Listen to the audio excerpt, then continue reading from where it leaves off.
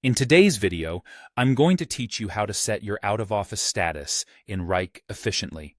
This is an essential skill to ensure your team knows when you're unavailable, thus preventing any unnecessary confusion or delays in ongoing projects. So, let's dive right in and get started.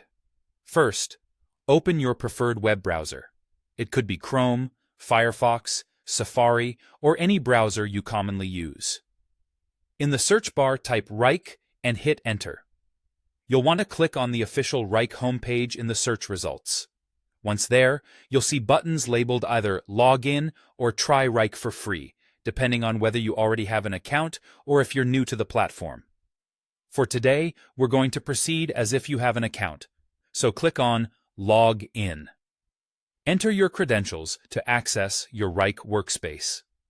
After successfully logging into your Wrike workspace, direct your attention to the top right corner of the screen. Here, you'll find your profile picture.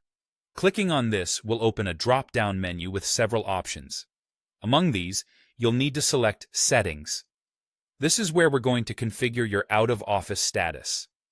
Once you're in the Settings menu, look for Work Schedule on the left-hand panel. Click on this option, and it will open up more detailed scheduling options. Now, here's where you can define when you'll be out of the office. You have the flexibility to select a continuous range of dates, which is excellent for planning ahead for vacations or longer leave. Simply highlight the beginning and end dates of your absence. Alternatively, if you wish to mark just one day as an exception, you can double-click on that specific date. Next, you'll see options like Other Non-Working or Public Holidays presented to you. These categories help clarify the nature of your absence, whether it's due to a personal day, a company-approved holiday, or another reason. Choose the option that best fits your situation to relay the most accurate information to your team.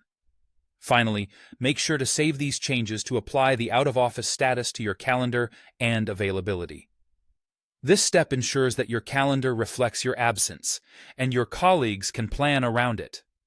Saving your settings solidifies all the adjustments you've made, so don't skip this step. And there you have it. You've now successfully set your out-of-office status in Wrike. This straightforward setup is pivotal for maintaining effective communication and workflow within your team, especially when you're not available to attend to tasks directly. Any questions or further clarifications? Feel free to leave a comment, and don't forget to subscribe for more helpful tutorials. Thank you for watching, and see you next time.